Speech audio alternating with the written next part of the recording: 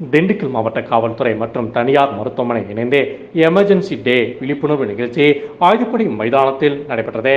ஒவ்வொரு ஆண்டும் மே மாதம் 27ஆம் தேதி உலக அவசர சிகிச்சை நாளாக மருத்துவத்துறையில் கருதப்படுகிறது. இந்த அவசர சிகிச்சை நாள் குறித்து விழிப்புணர்வு ஏற்படுத்தும் வகையில் திண்டுக்கல் வடமலையான் மருத்துவமனை மற்றும் திண்டுக்கல் மாவட்ட காவல்துறையினர் இணைந்து காவலர்களுக்கு விழிப்புணர்வு ஏற்படுத்தும் நிகழ்ச்சி நடைபெற்றது.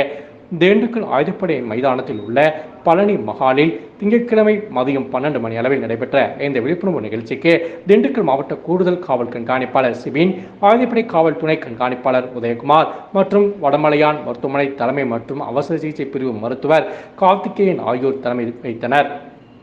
இதில் மருத்துவர் கார்த்திகேயன் கூறும் பொழுது, விபத்து மற்றும் பேரிடர் காலங்களில் மருத்துவ அவசரம் ஊர்தி சம்பவம் இடத்திற்கு செல்வதற்கு முன்பே காவல்துறையினர் சம்பவ இடத்திற்கு சென்று பாதுகாப்பு பணிகளை மேற்கொள்கின்றனர்.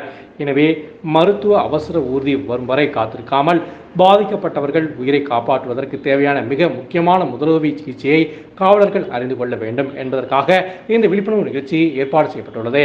காவலர்கள் முதல் உதவி சிகிச்சை அளிப்பதால் மருத்துவ ஊர்தி வருவதற்கு முன்பே இறந்து விடுபவர்களின் எண்ணிக்கையை குறைக்கலாம் என்று மருத்துவர் கூறினார்.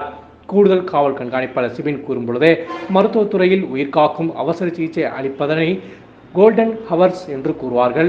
அந்த கோல்டன் ஹவர்ஸ் என்பது மருத்துவர்களுக்கு மட்டுமல்ல, காவலர்களுக்கும் தான். விபத்து மற்றும் பேரிடர் காலங்களில் மக்களை பாதுகாப்பது மட்டும் நமது கடமை அல்ல, அவர்களின் உயிரை பாதுகாப்பதும் நமது கடமைதான்.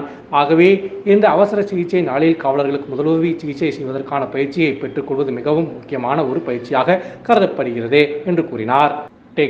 பின்னர் பேரிடர் மற்றும் மாரடைப்பு காலங்களில் பாதிக்கப்பட்டவர்களை எவ்வாறு CPR முதலுதவி சிகிச்சை செய்வது, காப்பாற்றுவது என செயல்முறை விளக்கம் செய்வது காண்பிக்கப்பட்டது.